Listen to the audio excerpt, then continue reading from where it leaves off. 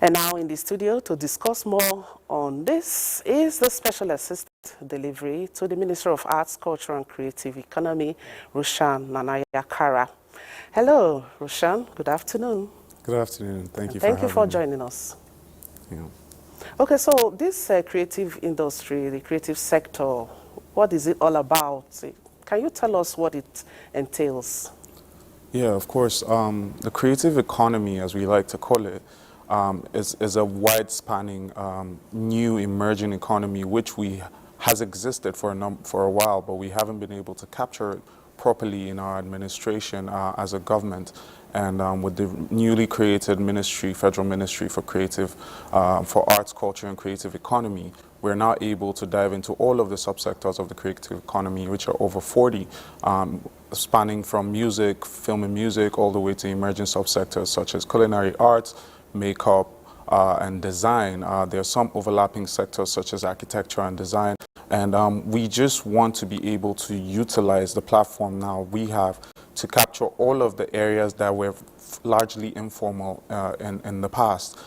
There's a lot of work being done in these areas that has not been recognized, especially by the government. And with the President's declaration and the creation of this ministry, we're now able to do that. So the creative economy is what we like to call Nigeria's new oil.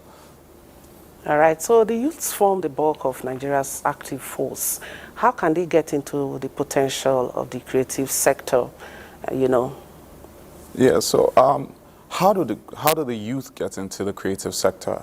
I would say that we can't say how the youth gets into the creative sector, because what we like to think is that the youth are already actively engaged in the creative economy. Well, like I said, what we've noticed is that in the past, the creative economy has been largely informal, largely undocumented. There have been a lot of activities going on in the industries, and I must say that the industry has largely been private sector led up until this point.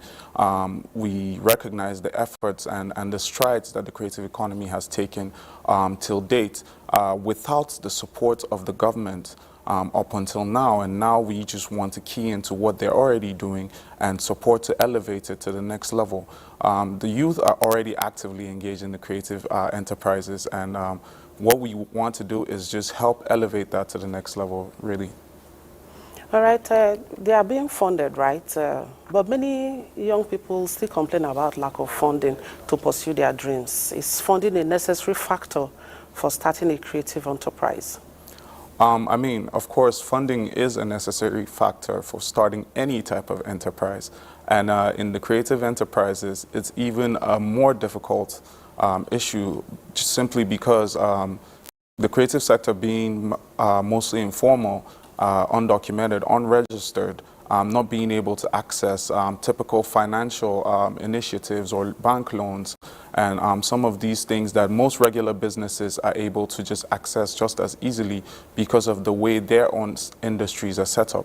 However, with the creative economy, most of the product of the creative economy may be intangible sometimes, such as an artwork, a film. You may not be able to measure it as easily as you would measure some of the products of the manufacturing industries, for example, which makes it hard for you to assess and invest in a reasonable manner in the creative economy. This has been one of the struggles that, in fact, the major struggle that we've identified with the creative economy, which we hope to work hand in hand with the stakeholders of the creative economy to tackle through several funding initiatives.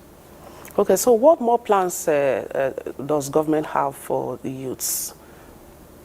I mean, through the creative economy, we have a number of initiatives which are now just rolling out since the administration began. Obviously, for funding, we've now, in partnership with BOI, the African Development Bank, and a number of other partners, rolled out the Investment in Digital Innovation and Creative Economy Fund, which is a very large fund focused on the creative economy and helping startups and industries, people who are already doing work in the creative economy, to access the funding necessary for them to scale their activities, as well as new startups in the area to be able to do what they need to do in order to boost economic growth in this area. We know that there's a potential for a large amount of revenue generation from the creative industries. as long as we're able to harness it in the right way. All right, Mr. Roshan. So, at this point, can you give us some viable links to these empowerment avenues that you mentioned, especially tailored for the creative sector? Yeah, of course. So with the IDICE fund, I think it has been largely publicized. There's a round of sensitization still going on just to ensure that creatives all across the country are able to be aware of the fund and are knowledgeable on what they need to do to be able to access it. There's a number of other funding initiatives which are in the works and will be rolled out in the coming weeks in partnership with the Bank of Industry and a number of other partners. These are all geared towards providing the resources necessary for the creatives to do what they need to do. I would advise that, public follow the ministry, the Federal Ministry of Arts, Culture and Creative Economy very closely through our media channels, our websites, our social media handles, just to ensure that you're kept abreast with all of the activities that we're taking on right now. We are so invested in ensuring that all of every single person across Nigeria who has the creative ability to produce things that are valuable to be able to access this funding initiatives. And beyond funding initiatives, we're also ensuring through our current work with the intellectual property policy to ensure that creative works are now protected. The intellectual property policy is set to be rolled out in the coming weeks as well, now at its final drafting stages. It's one of the first times that we've seen government and government stakeholders work together in harmony just to ensure that we are able to put out something that actually benefits the people. And there's more to come with the intellectual property monetization and securitization policies, as well as incentivizing the creative economy policies. There's an endowment for the arts fund, which has been created since the 80s, but has never been, never been activated or funded. We hope to be able to pull out all these resources, make sure that they're able to work for Nigerians.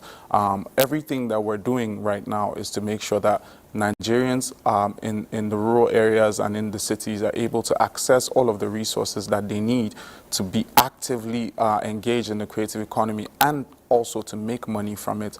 Like I said earlier, all of the creatives, they've already been working in the space. This is also an opportunity for me to say we recognize how much work has already been done without the assistance of the government up until this point. And we are coming in now to make sure that the people understand that we are with them. We recognize the potential in the creative economy, and we want to make sure that we utilize it. Hand in hand, we are going to develop and boost Nigeria's economy and diversify the economy to make sure that we are no longer reliant on, just oil and all of the petroleum related, products. Yeah, very well. Thank you very much, Mr. Roshan Nanayakara, for that wonderful insight. The door of the ministry is open to the youth across the country. Thank you so much for finding the time to join us on Panorama. Thank you so much. Thank you for having me.